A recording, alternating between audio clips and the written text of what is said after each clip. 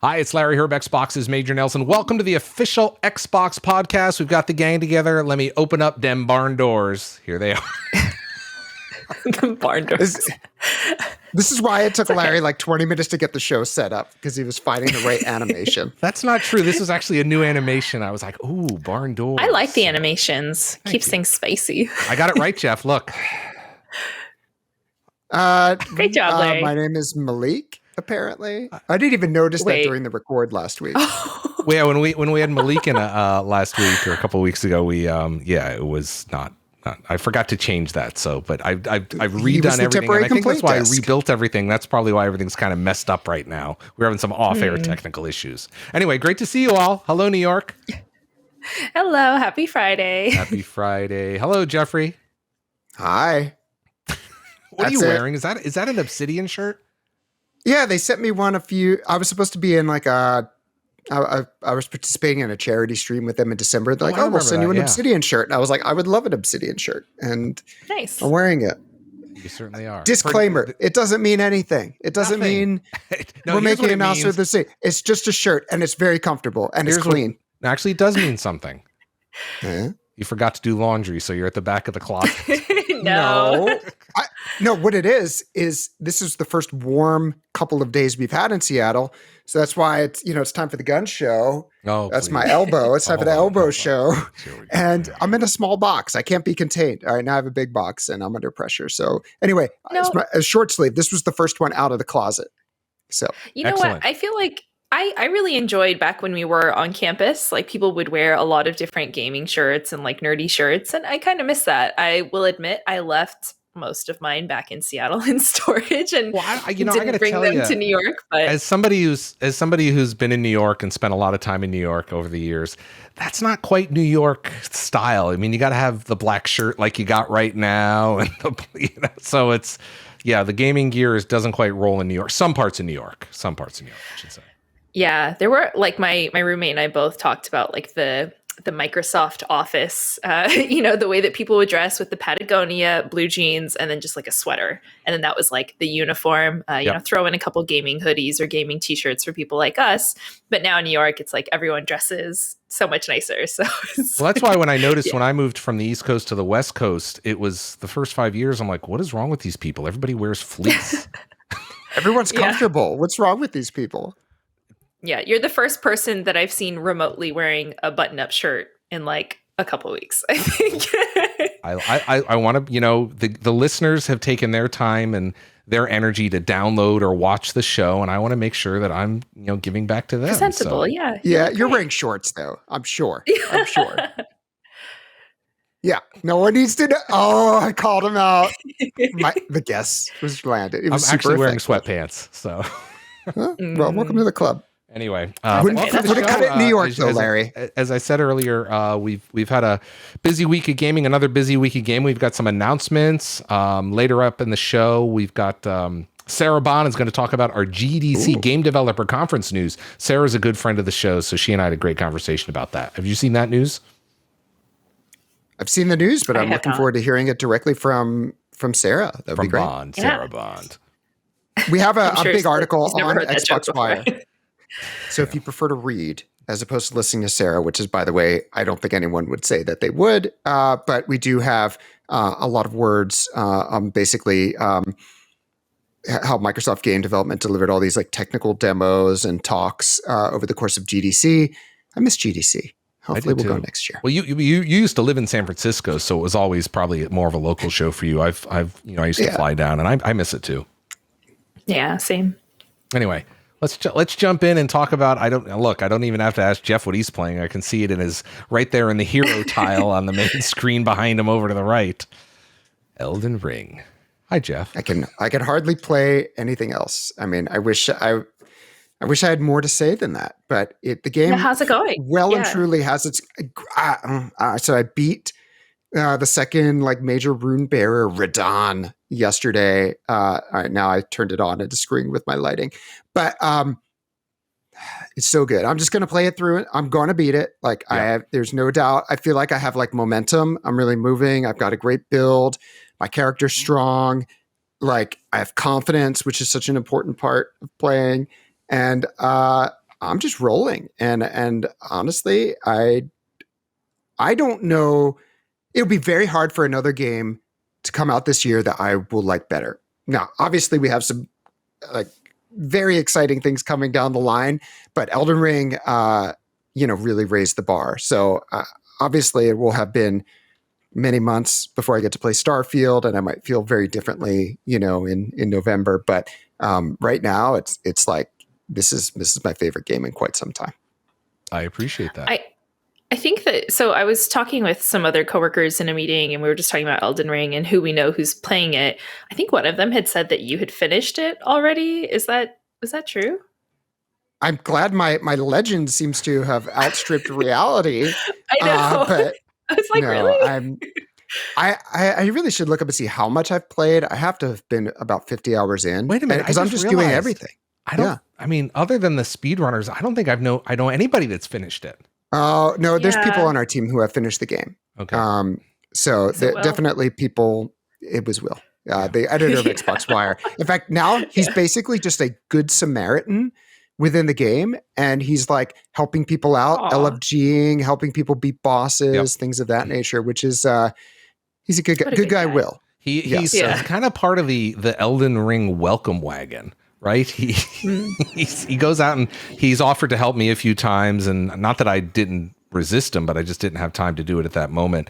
But yeah, he goes on and just randomly helps the community, random people play the game and really learn the game as well.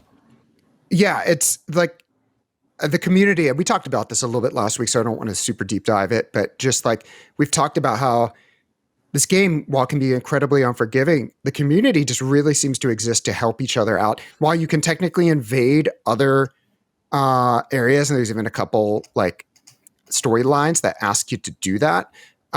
In general, I think I was invaded maybe one time in all of the time. Explain this concept of invasion, because I don't. So this is something that's gone on since like the original Demon Souls back like over a decade ago, which is the game. While you're playing it, you're online, and while it is primarily a single player experience, moment to moment, at certain points in the game, either you can summon help, or you can, conversely, a bad person can come into the game, a nemesis, if you will, hunt you down and fight you in single combat. And if they beat you, then they go away. It's completely random. You don't know who they are. So it's not like the same person's going to keep jumping in a game. No, it's just they come in, they get something good. If they do it, you lose your runes that you're carrying, but then you can just go back and pick them up. When I was playing like Dark Souls 3, I want to say, a couple of times it happened to me at an inopportune moment. Like, all right, I'm very focused on this. And what? Someone's invading my world. Not now. But that's, again, it's only happened once, whereas I've had people come in and help me out with stuff, and it's just been very helpful and very fun. And we just, I don't know, it's a really fun community. At least that's been my experience with it. I'm just looking to see how long I've played it. I've played it 2 days, 8 hours and 7 minutes. So 48 and 8 is 56 hours and 7 minutes in, and, impressive. Many more to go. It just goes by so fast. Elden Ring. What are you playing right now, Rebecca? Well, one of my friends just brought their gaming laptop from home. So now that I have access to I guess technically I've downloaded like Steam games onto my work computer before, but they don't run. Yes, of course. But they don't run very well. And so so long story short, so I've been playing Deathloop on my friend's gaming PC. Oh, fun. I just started it. I still haven't gotten past the longest day, but I really like it so far. It's giving me BioShock vibes, mystery voice, waking up, not really knowing what's going on, figuring out puzzles. Well, not puzzles, but like different like tools and like ways to play the game. So yeah, I really like it so far. So yeah. What about you, Larry? You can see Elden Ring over my shoulder here, which needs to get towards the front. Like Jeff and I need to do some more co-op, or you need to show, or maybe I'll just get Will to help me out. But the other one I'm playing, let me see if you can see it. Yeah, you can't really see it. Tunic, which we had the interview last week, and it's on Game Pass, and I am just enjoying it. It is a different type of difficult than Elden Ring and the Dark Souls. People say, oh, it's like Dark Souls, or in terms of the difficulty. It's challenging, but it's fun. I'm very much looking forward to it. And it's sitting there on my dash. It's Am I taunting you every it's night right when there. you see me playing it? Yeah, it's right there. I've downloaded it. I'm dying to play it, but I know I can't start 2 games at once when I'm so into one, and like I don't want to lose the momentum I have. So as soon as I'm done Elden Ring, straight looking into Tunic, I heard, because it was a challenging game, they had a pretty robust demo. I must have put in 3 or 4 hours. They changed into a lot in the demo. I was surprised. Oh, okay. Well, that's good. I also heard that there's a difficulty slider because the game was tough, and after coming off of this game, I might want to drop the game down and at least that's what I had read. I didn't find. All right, well now I got to do my research. Much like the rest of the game, it's there's a lot of, you got to figure it out, so it's not direct. It's not as esoteric as Elden Ring, but it's certainly it's got this interesting language for the manual. So I'll go take a look. I see you're doing a web search right now for it. I am doing it. No, there's no. Why did I make that up? I really thought there was a difficulty. We had the developer on last week. He never mentioned it. All right. Well, never mind. Anyway, I thought I just read it wrong. I was reading the wrong thing. Anyway, because I was like, "Oh, I'm just going to turn the difficulty down." And right now, just that's kind of it. That's kind of it. So, you still looking, Jeff? Ooh. All right. So here's the thing. There is, if you go into accessibility. So I'm not wrong. I'm just not fully right. I'm going to PR that. So there is a no fail and an unlimited stamina mode. So if you're finding the combat to be too difficult, especially like on boss fights, if you go into the accessibility menu, yes, you will find both no fail mode, which prevents you from taking any damage at all. And then there's also no stamina restriction, so you don't deplete when you dodge roll or something like that. So you can turn them on and off at any time, even in the middle of a boss fight. So I would say if you're getting stuck, why hit, bang your head against a wall forever? Yeah, you have a couple options there to help you. There's vibration, screen shake, motion, damage flash, no fail mode. I've got those off. I just want to be clear. I know. I'm just saying, okay, so they're not traditional difficulty modes, but there are some things there to help you get over the hump if need be. Yes.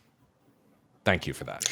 I haven't played Tunic, but I'm considering starting now. It sounds really good. But so I'm reading 5 things to know before starting Tunic. And it's funny, the first thing it says is find the sword ASAP. You start with nothing more than a little stick. It is practically useless. Yeah. So yeah. The finding the sword, useless. You change the game and then you get the sword. And this isn't really a spoiler, but then you'll get a shield and then it goes on from there. And here's even the developer last week talked about this. If you listen to last week's show, if you're playing Tunic, it's isometric, and so the camera can kind of, I don't want to say fool you, but can kind of hide some areas that you can get into and kind of take shortcuts to other areas. So just explore everything. Mm-hmm. Hint, go Got it. The waterfall. So thanks, Larry. Anyway. So that's what we're playing this week. We've got, as I said, we've got Sarabon coming up. We've got a bunch of great news, including, hold on a minute, Jeffrey. Hold on a minute, Rebecca. Oh, they're right here. You better not have what I think you have. Well, let's find out. Jeff or Rebecca, do you want to bring us into Sarabon, and we'll come back on the other side and we'll show you what this is all about? I think we teed up Sarah pretty excellently, but I definitely want to know more about, what Xbox showed off during Game Developers Conference, what we're doing to increase and improve and set the creator community up for success. So I'm looking forward to watching right now. As promised, joining us this week is someone who's become a good friend of mine, and I'm very excited to have her on the show, Sarah Bond. Sarah, how are you? I am great. Thank you for the stellar intro, and thanks for having me again. It's been a while. It's funny. I was looking back. We had you on at E3 last year, or E3 time-ish last year, June, where we had a bunch of announcements. But I'm excited to have you back on again. I mean, you and I have been chatting, off the air quite a bit about let's get you on again. And I'm excited to have you on because this week is the Game Developers Conference, and there's been quite a bit of news this place, both across the industry and Microsoft. And GDC is a fun time when creators come together, but I wanted to kind of get you in here. You had a blog post earlier this week. Figured you can kind of go over some stuff and tell us about your excitement for game developers. Yeah, 100%. It's great to be here. And I think we talked about it last time, but my whole team, we are dedicated to empowering game developers and game creators. Like, we build all the tool sets that people use if they want to bring their games to Xbox. We run the Xbox store. And we do all of the commercial partnerships with game creators globally. And it has been just fantastic to be able to, frankly, serve and help the people that make all the incredible games that we love. And so just to let people know, I mean, we have the game developers, first and third party, of course, that make these great games. But your team is really everything else to make sure that they get their idea, realize their idea, and then get it on Xbox Game Pass, for PC, for console, cloud. I mean, you do all that stuff, right? Yeah, all of it. Yeah. That's pretty amazing. Tell us about some of the news that we had this week coming out of the Game Developers Conference, because that's usually a time where maybe consumers and customers, gamers, may not hear the news and see the effects of it right away, but it's kind of the tip of the iceberg for things that are coming further on down the line in the game development space.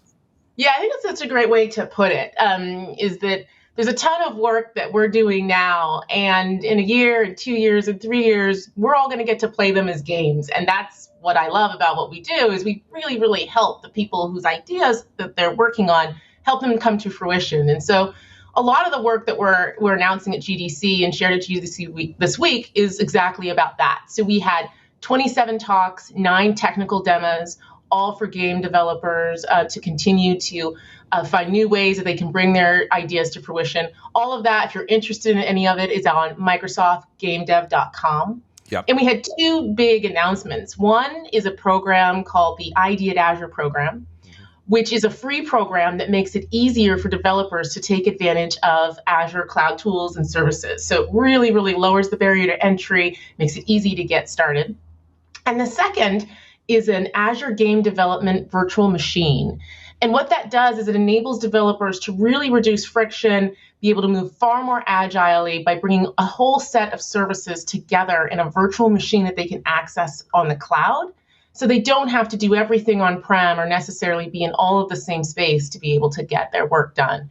So both of these things, we're launching them, we're talking about them, and in a year and 2 years, we're actually going to get to play the incredible games that are unlocked because of these services. You talked about the blog post a moment ago, and I'll put a link to that in the show notes below. But I think one of the most important things, exciting things that's great to see, is there's a great fireside chat with you and Phil, where you kind of just talk about the industry, and it's always great. I've had Phil on many times. Of course, you're now a regular guest, but it's just great to see you two talk, because you and Phil work together on so many levels. I mean, he's your boss. He's all of our bosses in some regards. But he really helps, bring focus and guide us along this journey to 3 billion gamers, doesn't he? He does. The thing that I love about Phil is he really, really focuses in on what matters most. I actually did a little tweet about him coming off of his Lifetime Achievement Award, that he said, it's all about team. Like, come together as a team. If you come together as a team day after day, we will solve or be able to unlock something as long as we work together. Yeah. The second thing I talked about is he talks about empathy, in particular, like empathy for your customer. And so, it's about putting the player at the center, but also putting game creators at the center, because if you unlock game creators, if you enable them to build a better world or realize some dream that they have in their mind, that's ultimately what we get to enjoy as players on the other side. And the last thing I talked about that he really taught me is that it's okay to make mistakes. That mistakes are actually good, that you can learn from them, that's how we grow, that if you never make a mistake, it's probably because you never took a risk.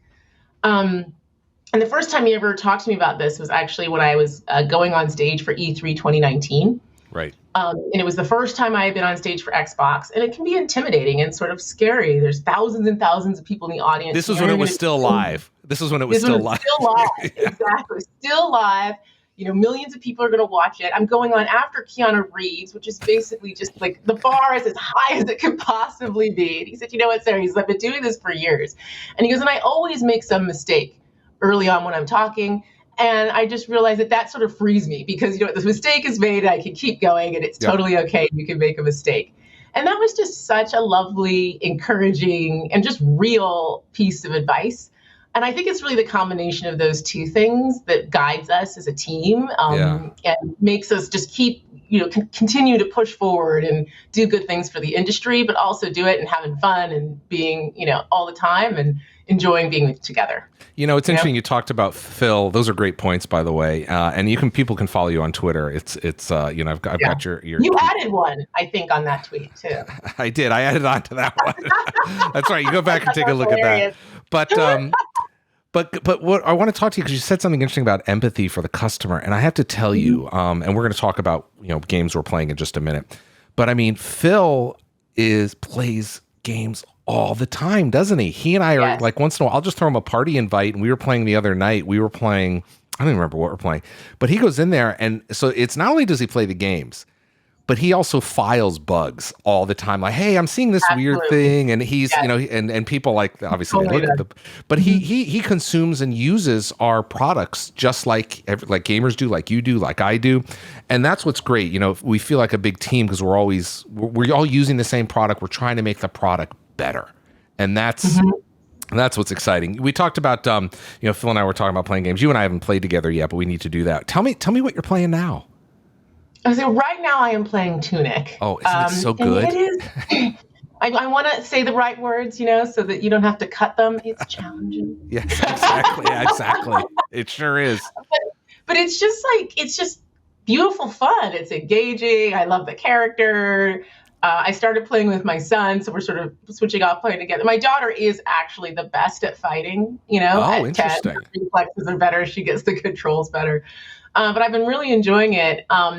And I've also just enjoyed it because I know it's one that the team, discovered years ago, right? And we sort of stuck with the indie developer to create this, and it comes out and it's just so delightful.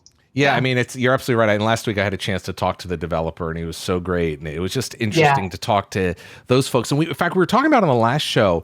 Do you find, because your team works with all the developers, whether they're AAA developers or ID at Xbox developers, it feels like that because of the tools your team is creating and has created in some of the announcements this week, the lines are blurring between a AAA developer and ID. It feels like everyone is empowered with the same. They may not have 500 people in the studio. They may have 3, but they still have access to the same tools, right? Well, I mean, that's what we want to happen. Yeah. Right. And I think we're actually seeing that process happen with the advent of the cloud. That it used to just be that there were some experiences that only the largest AAA developers could develop. Right. And as engines have been developed and productized, people have started adopting those versus creating their own. As cloud tools have come about, you're able to actually access all of these things that AAA developers typically would only use in the cloud, and they're all productized. Smaller and smaller studios can achieve something. Yeah. And I think that's especially important because a lot of us forget now, most of the largest games and most famous games in the world started out as indie devs. It started out as someone was trying to do something, and they sort of had to crawl their way to greatness over many, many years. But this just really shortens that cycle and enables us to bring content and experiences and empower the creators to bring them in a way you couldn't before. And the other side of that, and you and I have talked about this before, is also Game Pass in my mind. Because it's like, okay, we make it possible for someone to make the game, but will someone click on it and play it if it's not a known name brand or a known developer? Right. And Game Pass has done a ton to unlock that. Like 9 out of 10 people say they played a game in Game Pass they wouldn't have before. I think we shared some stats today as part of GDC about the incredible success, triple-digit growth that ID at Xbox developers have had on our platform over the course of the program, and it's been significantly accelerated by Game Pass. So I really love the 1-2 punch of, hey, we're seeing it's much easier to make a game, but then it's also much easier for that game to have commercial success because we've also made them more accessible in what we're doing at Xbox. Yeah, you've probably heard me say this, and I know I've said it on the show before, but I love saying this because to me it just captures it. Game Pass enables you to change the decision from what to buy to what to play. Because that because the barrier of entry is so low, you already you already have access to the game, so why not check it out? So that's really great to hear. Let's talk about the ID at Azure program you mentioned earlier. What are some of the challenges that this program is going to address? So what we were seeing is, just like you said, that the cloud is becoming a greater and greater part of game production.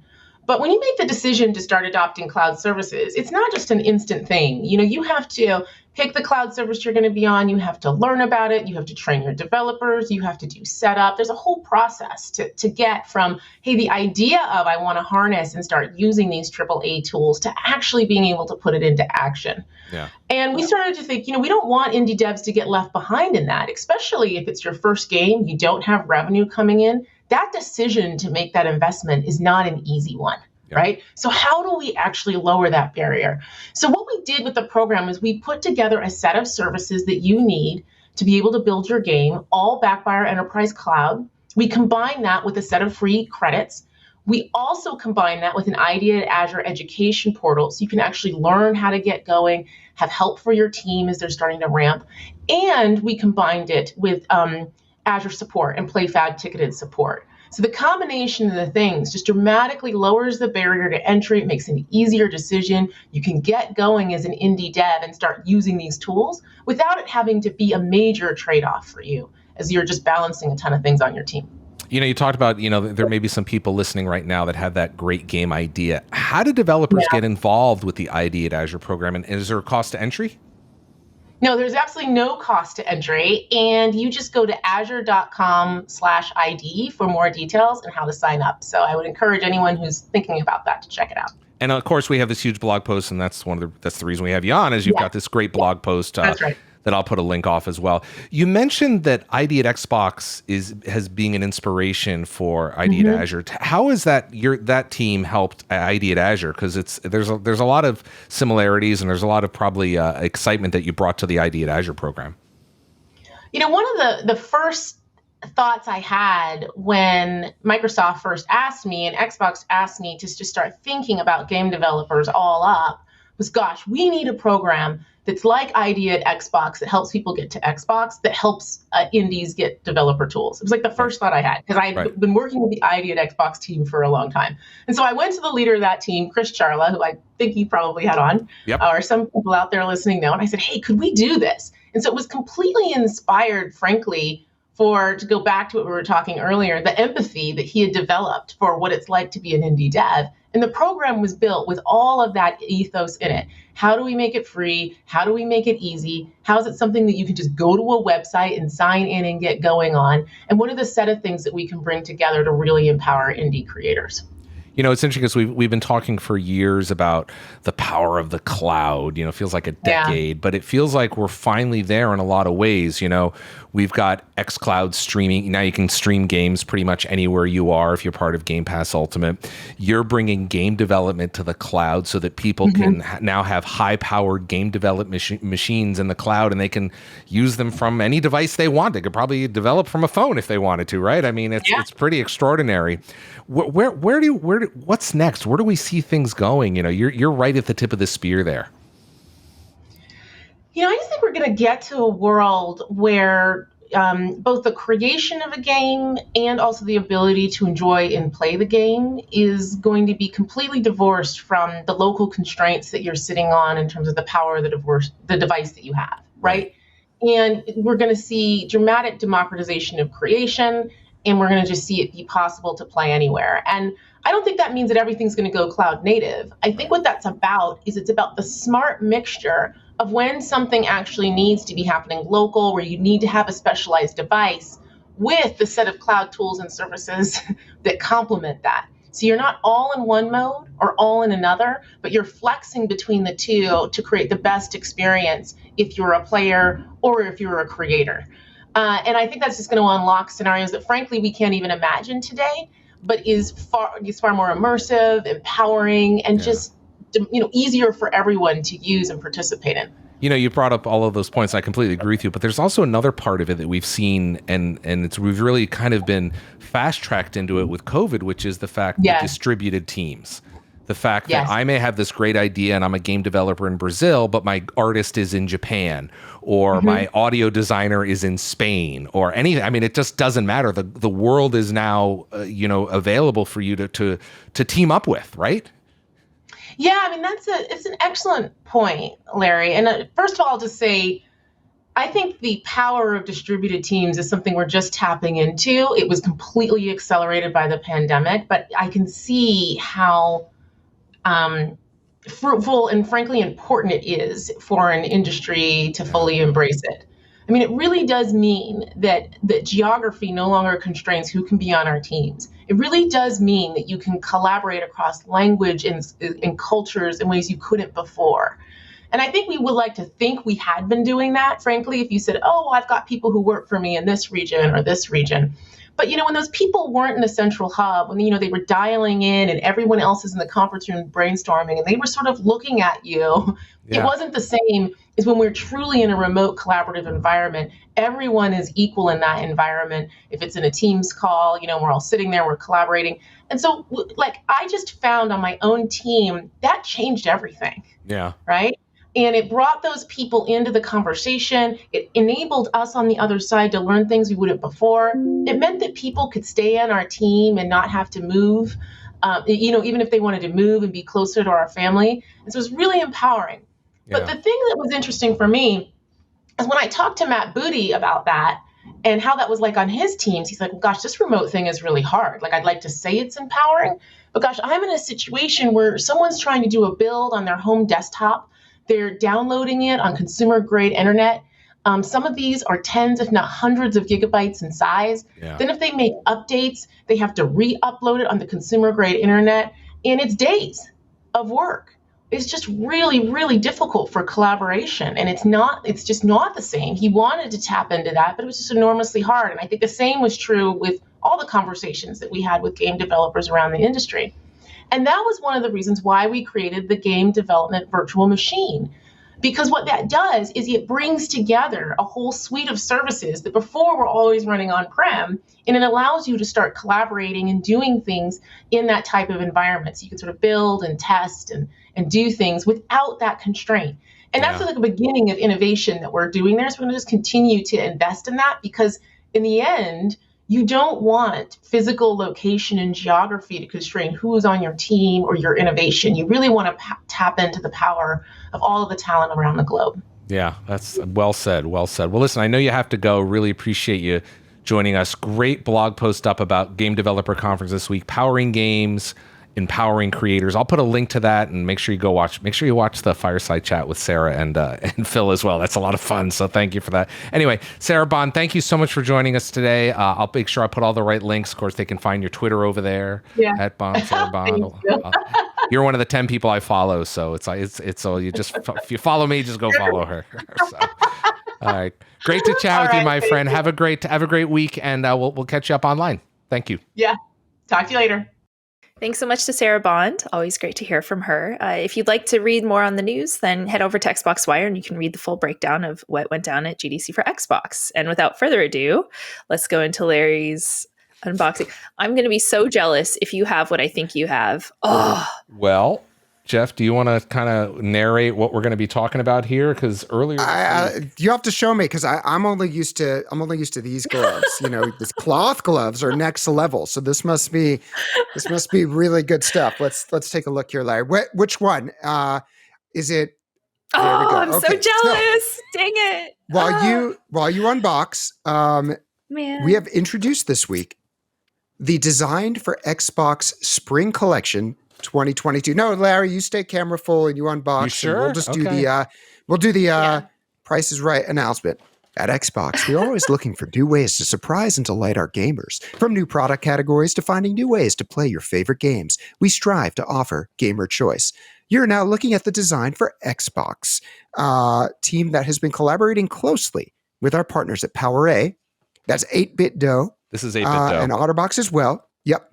To create a unique selection of pastel products that embody the playfulness and whimsy. Wait a minute. That springtime brings. Did you say pastel and whimsy, Jeffrey? Pastel and whimsy. Did you say pastel you love and whimsy? Oh, we got them both.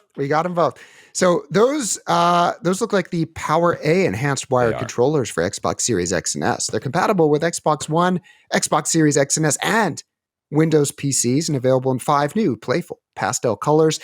Look to me like you might have had Purple Camo and Pastel Dream. Are those the two you got there? Are you taking them out of the box? You got the gloves. Get your hands clean. Right, there we go. Look. Let's see what they look like. All right, take it out. Take it out. Which one should I take out first? The Pastel Dream. I'm with you on that. No, the other. Wait, the pink one. Yeah. The pink one. Yeah. Okay. Wait.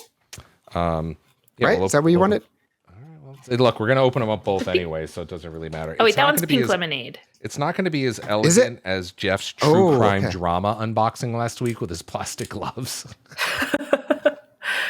I was actually, I'm so disappointed. I was actually going to say I wanted to see if I could do my first unboxing and get some of these controllers because they look so cool. What's funny is when we announced them, I had to go to the Coded Campus earlier this week and pick them up because they weren't ready. But look at this. Oh, hey now. Benefits of being local. Ooh, all right, so you're looking at the pink lemonade Power A enhanced wired X controller for Xbox Series X and S at a very affordable $37.99 MSRP. It's available next month, April 2022. This has some interesting features, Jeff. There is advanced gaming buttons on the back. Exactly. Get an edge over the competition with 2 mappable advanced gaming buttons that you can program at any time. Go full screen, Larry. They don't need to see me reading. I didn't know. Larry, this is you. My jealous face. There we go. So you can program these at any time, even in the middle of the game. It features ergonomic design, intuitive feel, button layout, and a silky smooth anti-friction ring around each thumbstick that lets you game in comfort for longer than ever. You've got everything from the share button, a headset dial, quick access mic mute. What's this button on the bottom? I believe that might be the quick access mic mute. I think you're right. Anyway, yes, it includes a high quality detachable. No, that's in the front. That's this 10-foot. Okay. Oh, well, that's cool too. That's very handy. Well, there's a high quality detachable 10-foot cable that gives you the freedom to play from your favorite spot in the room. Wrap it up with an attached hook and loop strap until the next time you play. So if you're someone who doesn't, first of all, certain people like the perception of better latency through wired, so you can always do that. And then also, if you don't ever, want to charge or change batteries out, they're also just can be a great controller well. That's the program button. That's the program button so that you can set what those individual thumbsticks can do. There you go. That means read the fine manual. Yeah, read the fine manual. Yes. Larry, it looked like you also had there's like the 8-bit one. I thought that was the cutest. Well, this is the one that was the first one I showed. Oh, okay. Yeah. And this one is really actually interesting because Jeff, this has it's got the audio input here on the bottom. It's got a little switch here. It's got the back. It also has paddles. Yes, those are the pro level back buttons. So you have easy access to your most valuable actions during gameplay. Yeah, it comes with software available for on the console itself, also Windows, Android, and iOS that gives you the control to customize button mapping, adjust stick and trigger sensitivity, vibration, and more. Hold on a minute. The 8-bit one has a feature that I love, that I remember. Okay. I believe the original Xbox introduced it. Oh, the breakaway cable. The breakaway cable. Yep. Yes. So it's hard to tell here. It is not a white controller. It is in pastel pink. On the camera, it kind of looks a little bit washed out. Maybe it's matching your shirt too closely. So the 8BitDo Ultimate Wire Controller for Xbox in pastel pink is available for pre-order today for $44.99 from the Microsoft Store and other retailers in select markets. So that's as Jeff said, we've got the Power A and the 8BitDo. We also have. Do you have the OtterBox? Yeah, I've got. Yeah, I was going to ask about those too. So this is really, really interesting. So this controller. Well, this is actually just the shell. The shell, yeah. Okay. So that is the OtterBox Easy Grip controller shell in lilac dream color. You can swap out pink and purple shells that go around your controller. I assume you want me to open this one. It's basically to protect your controller. For those who really drop cool. it. Oh, wow. Look at this. I also like, aside from just dropping it, I feel like it would also be a little bit easier to grip. Like I've heard from some of my like girlfriends that like holding the controllers, I don't know, it's kind of big in your hands, and so it could be nice. We did make the Xbox Series X and S controller a little bit smaller, and this has these little interchangeable. Full screen, Larry. Yeah, it's hard to see. I just want to make sure they can see you. I don't want to monopolize. They don't need to see us. Do we know what other colors it comes in? Well, this particular one. There's two shells, right? Yeah, there's two, right and left. So I don't know what the differences are, but they look similar to me. So the soft grip pads are easily swapped in for a fresh look or added grip, and keep your hands comfortable with sweat-wicking material that is easy to wash. My brother's got very sweaty hands. This would actually be great for him. Sometimes like he'll hand me the controller and it's like it's dripping wet. And so this is let me take a look here. Like so that, on the back, it could be really helpful. On the back is R and L for right and left side that pop into the main shell. But what's interesting is these are both R's. Is this one has a little bit of a texture. I don't know if you can see that on the screen. Oh, nice. And this one doesn't. So here, let me show you. Oh, that's cool. Yeah, so you can decide. Okay, so you get a couple options. Whether you want ribbed or rough. So.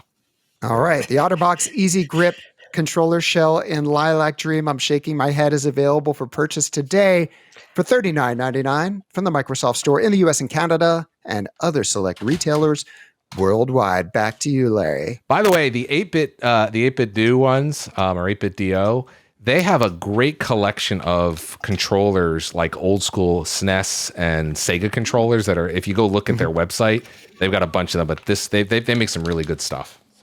If I recall, they also make a smaller controller, like sort of like baby's first controller. So for people who do find the controller to be too big, an official Xbox has all one, the buttons. That we work with them on. Yeah. That was I just seeing some chat. Like a lot of people really like the form factor of that particular controller. Speaking of controllers, and I don't have those here to talk about, Jeff. We also had a separate set of controllers that we talked about this week as well, right? Let me see if I can bring that Rebecca, up. This is what you were hoping he was unboxing, right? Yes.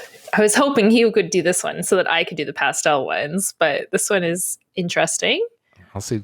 I'll let you deliver it, Jeff, while I kind of... I'll deliver it. You got to bring up the picture because without it, there's like... I'm looking for it right now. Hold on. Yeah. All right. So you might have seen these on social. They were trending globally, actually as high as number 2. We introduced a couple of Sonic. There they are. Sonic the Hedgehog 2 custom Xbox controllers. You got to be fast, like Sonic.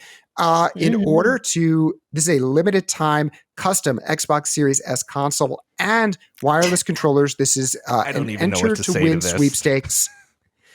They look amazing. I think they're what we would call a conversation piece, right? Like someone comes over, they see those sitting on the coffee table, and they go, "Oh." I don't know. This has shades. You have a Muppet living in the house. This has shades of like 70s shag carpeting to me, and I don't know why. So the blue one is obviously representing Sonic. The red one is Knuckles, who was voiced by Idris Elba, which is awesome. So the couple different things. Obviously, Xbox and Sonic go back a ways.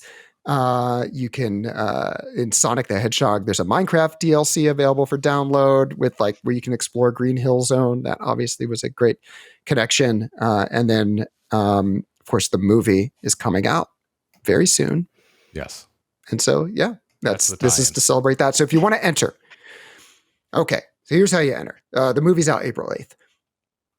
So there's actually 2 sweepstakes you can enter to try to win.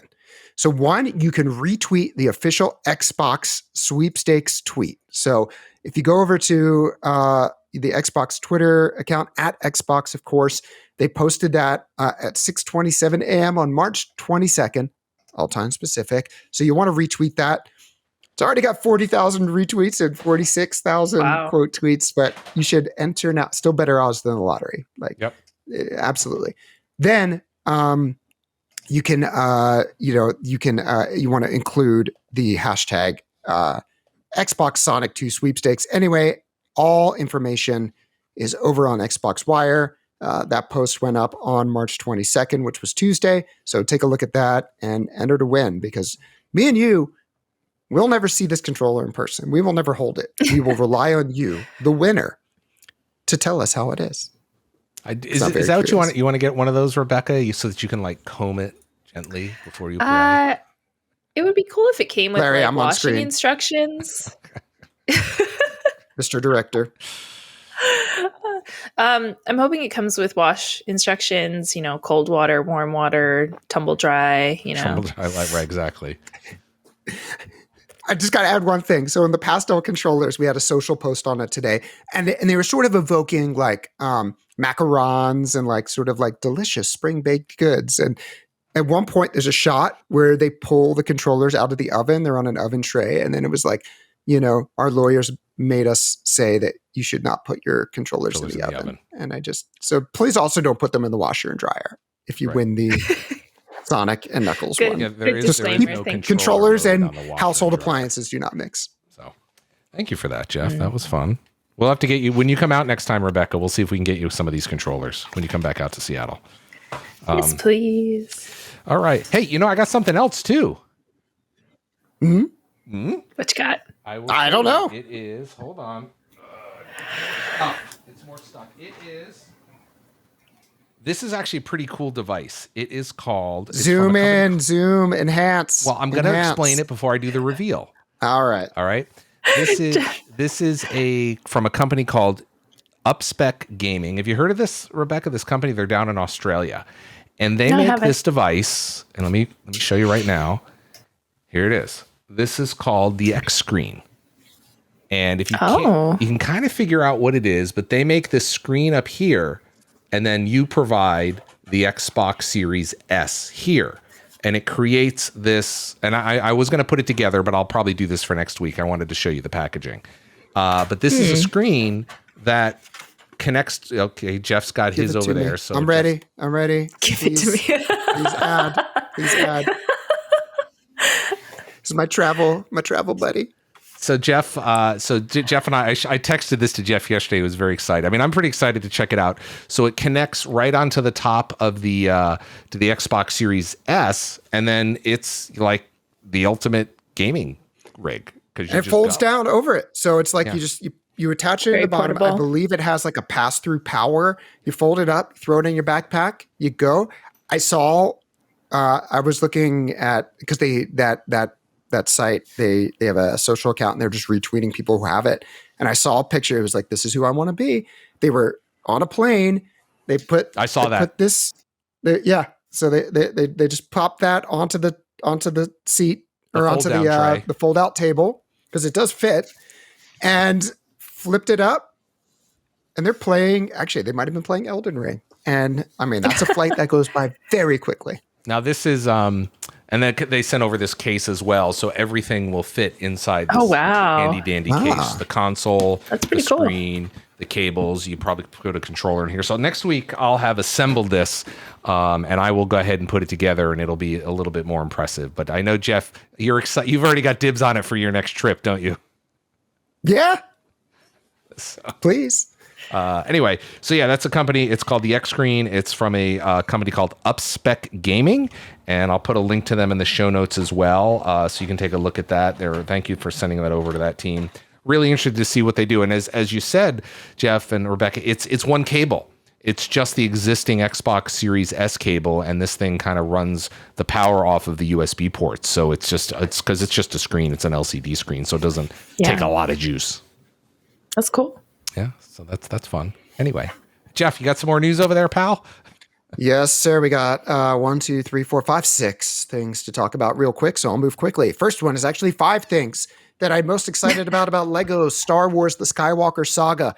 So Mike Nelson, who works on Xbox Wire, along with our resident Elden Ring expert, Will, he got to play a bunch of Lego Star Wars The Skywalker Saga. Now, I remember when I was first hearing about this game, I was like, wait, haven't I already played this before? There are a bunch of like Lego Star Wars games, and this is different. So those games were very like, you would see them almost from an isometric angle and zoomed out. This has all 3 trilogies, but it's really like over the shoulder and much more of like a third person action game. It looks really good. It's out April 5th. And I'm very much looking forward to getting a hold of that. But it's a really good write-up over on Xbox Wire. Definitely check it out. And because it really does, it really looks very good. Also very good. Great reviews coming in for Tiny Tina's Wonderlands. Yes. It is out around the time you hear this, came out today, March 25th.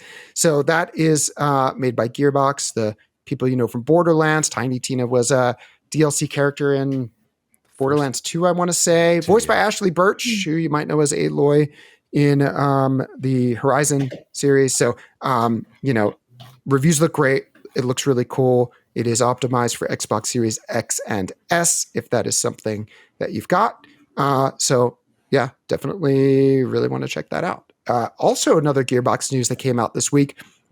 They had a game that was a PlayStation exclusive for PS5. It's coming out for Xbox. It's coming out soon, actually, April 7th. It's called Godfall. So that news just came out, and sharing that. So if that was something you had seen and you said, oh, I kind of want to try that out, well, you're going to get to do that. And it will be discounted to $30 at launch. So, yeah, there you go. Couple things real quickly. If you're an Xbox Game Pass Ultimate member or PC member, then and if not, why not access? Yes, exactly. So then you've got access to EA Play, and EA Play has all kinds of good stuff. A lot of times it's new games, access to new games, things that go in the vault. There's a lot of other stuff as well that you definitely want to check out in terms of perks and things like that. So both let's say NHL 22, Madden NFL 22, FIFA 22, all of those things have extra things, such as like ultimate team packs that you can get as part of being in EA Play, XP boosts, skins, TIFO sets, all kinds of extra things. And of course, Grid Legends, which came out late last month, great looking racer. You can access that, through their EA Play trials. So make sure you try that out. Excellent. Two more things I wanted to point out. One, Fortnite, obviously Battle Royale Chapter 3, Season 2, very huge game. A lot of people jumping back into it. They actually changed a significant thing for Chapter 3, Season 2, which is no building and sprint over shields. Really seems to change the game dramatically. And I want to jump back into it. I wasn't a great builder. Larry's playing music. That's okay. That's the music to walk you off. So if you're someone who was like, oh, I love the characters in Fortnite, obviously like Marcus Phoenix and is in there and Master Chief, and I have all these amazing skins. But in general, I don't like the building. Well, the building is not there right now. So jump in. Did you like the building when you played it, or did that slow your gameplay down? I was like, at my best, I was never okay. liked it. Like I found the right controller setting, and I was okay. But enough is mostly I would throw up, like if I'm getting shot and I don't know where, I would like build a little shack. But at end game status, when people are building these massive things, I just can't hang with that. And then it's like, and then they jump down and shotgun you. So I'm very interested in trying out, third person shooter. That's in my skill set. So, I definitely want to see what that's like. And people have been pretty excited. Last thing I'm going to call out, and this just posted right before we started recording, Eiyuden Chronicle. So this was something that was announced last year, that there was a game coming from the original maker of Suikoden, a JRPG, that will be coming out in the future, but they have an action RPG taking place in the same world called Eiyuden Chronicle Rising. They just published a 30-minute gameplay walkthrough. It looks really cool, beautiful, like hand-drawn art style. That's over on Xbox Wire. Definitely recommend you check that out. And it will be that will be releasing later this year ahead of the larger RPG version of that game as well. Awesome. That's the news. We talked about earlier in the show when I talked to Sarah Bond. We were talking about ID at Xbox, and by the way, go watch the video, the fireside chat with her and Phil. It's really quite amusing. But we're talking about ID at Xbox games. Yes, Jeff.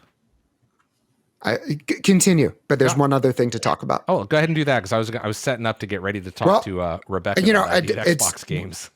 We're recording this before Friday, but tomorrow, which will be yesterday when you're listening to this, Halo on Paramount Plus will have launched. Yes. So that's something, let's look forward to talking about that next week. So when you hear this, if you're like, oh, when was that launching? It launched. So go ahead and you'll want to check that out. So episode 1, the pilot, I guess, will definitely hit. And if you're a Game Pass subscriber, Game Pass Ultimate subscriber, you can get a free month of Paramount Plus. And they've got details on that they'll post on the Game Pass Twitter handle. So Xbox Game Pass. So check that out. You want to hear something that 15-year-old me would be incredibly disappointed in? Do tell. Maybe. I got an email last week from Paramount Pictures inviting me to walk the red carpet for this, but I couldn't go down and do it because we're recording the show. Larry, you could have went. We would have figured it out. Yeah. Don't put this on us. No, I'm not putting it on you at all. I'm not blaming. No. Let's be clear. I'm not blaming you both at all. It's just between the show and a bunch of other obligations, I wasn't able to go. I would have loved to have gone, but it just didn't work out. So I'm bummed. They wouldn't let you walk the wouldn't let you walk the red carpet in your sweatpants. I had my hair done and everything. I was ready to go. Shorts. I had a shirt on. Your jorts. Didn't have my jorts. It's jorts weather right now in LA. It's real warm. We were talking. We were talking to Sarah earlier on about ID at Xbox games and things like that. And last week we asked a question. Rebecca, what was the question? Do you recall? Yeah. So last week, as we were talking about we've been talking about ID at Xbox games a lot. But last week we asked the community, what's your favorite ID at Xbox game? There's always so many great games coming to Game Pass. It's good to kind of hear from all of you, like, what are the best options? I mean, I personally, when I open Game Pass, like there are just so many games. And so it's helpful to hear from you about what you think is best. And then that can kind of help guide us. So there were a couple really clear winners. One is Artful Escape, which I've started, but I haven't finished it. I'm notorious for starting and not finishing games. So thank you to Johnny the Galvatron. Commodus. Big fan of him. Yes. How could we friend forget? of the show. Yeah, friend of the show. Also some submissions for Tunic. Thank you, Alfredo, Bill Roberts.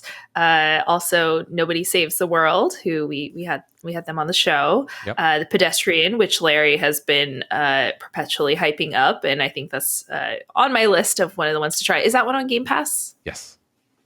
Nice. For now. Also, Parker had submitted Session. Mithril Fox said Lake and said thanks to Game Pass for trying it, because I think a lot of these games, it's like you might not have heard of them.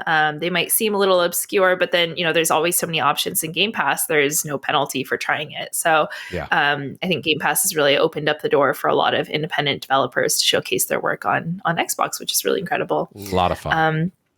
Also, The Gunk from Matt Atkinson, which I can also say is another great ID at Xbox game on Game Pass. So yeah, thanks everyone for your submissions. Fortunately for me, I'm actually going to be on vacation next week. So no question this week, but I'll hit you with one when I get back. All right. Yeah, we can do that. Yeah. And if you're wondering, like, wait a minute, how did I miss this? Yeah, if you listen on Spotify, you can go over there. And if you listen on Spotify, you scroll down and we have a question. You can pop it in there and you can just enter it in. And then Rebecca and I look at it and take a look and try to give you a shout out. It's pretty straightforward. Yeah. That's right. I totally forgot you're not going to be with us next week, Rebecca. So, but we'll line someone up to try to fill your shoes. Yes, please do. Maybe I'll just go ahead and put Malik over in the right hand box then. So he's yeah. Substitute. Even host. If he's not here, you can put up the lower third for him. Oh, so good. Anyway, all right, gang. Well, we'll wrap it up. Jeff, anything you want to say to offer some words of wisdom from your Elden Ring universe over there? Don't give up. Use your summons. I know. Hang in there, baby. How about you, Rebecca? Anything you want to say before we wrap up? Nope, all good. Just I'll see you guys in a couple weeks. All right. Well, have a nice. We were calling out Larry. Rebecca and I were talking. We're like, Larry, don't tee us up to just say something when we're not expecting it. That's okay. Well, and you did it. I spend a lot of time. I feel like I talk too much, and I always want to make sure you both have a chance. So I just want to make sure that I'm not. That you have a moment to say, as we like to say in the corporate world, give you space. Well, thank you for that. We'll just happily talk over you. It's why change now? All right. All right, everybody. Thanks again. Jeff and I will be back next week. Rebecca will be back in a few weeks. We've got some nice stuff lined up for you, and we'll talk to you later, everybody. And make sure you subscribe, drop some comments down there in the YouTube channel. Let us know what you think. Rebecca, is your mom still reading them?